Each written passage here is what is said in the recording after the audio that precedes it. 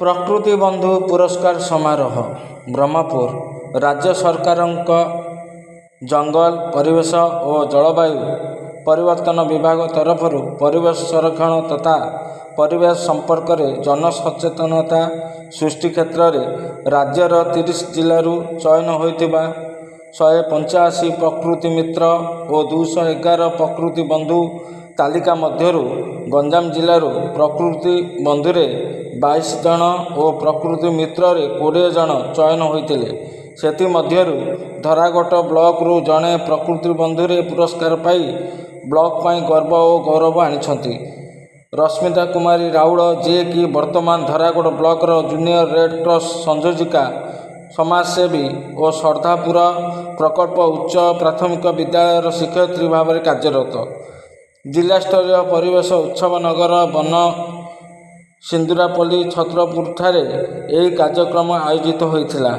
उक्त कार्यक्रम गंजाम उपजिलापाल शिवाशीष बाला ब्रह्मपुर वनखंड अधिकारी सन्नी खोकर भंजनगर घुमुसर वनखंड अधिकारी हिमांशु शेखर महांती घुमुसर दक्षिण वनखंड अधिकारी विपशा पारुल हस्तरे रश्मिता कुमारी राउड़ को मानपत्र सह 10,000 टंकार पुरस्कार प्रदान करा जायतिला।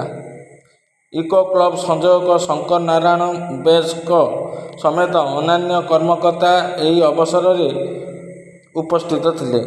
एठारे वृक्षरोपण करा जायतिला। सेहीपरि ब्रह्मपुर डीएवी स्कूल वरिष्ठ शिक्षयित्री तथा गाइड कैप्टन स्वप्नाराणी पाणिग्राही चिकिड़ीगढ़ वरिष्ठ शिक्षयित्री तथा लेखिका संहिता महांती को मध्य प्रकृति बंधु पुरस्कार प्रदान करा जायतिला। एथिलागि उभयଙ୍କୁ विभिन्न महलर शुभेच्छा अभिनंदन ज्ञापन करा जायछि। ब्यूरो रिपोर्ट पर्यटन न्यूज लाइव। अनुरोध करछि छात्री मान को अनुरोध करछि दयाकरि एपटे आसंतु सार को पुष्पगुच्छ एवं उपटोकन दे बर्तन संपर्क करबा।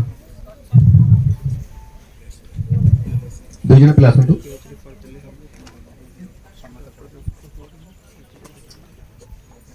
सार को बर्तमान स्वागत करबा। आज कार्यक्रम मुख्य अतिथि रूपे होचंती regional chief conservator forest Brahmapur doctor Biswanath Nilambar.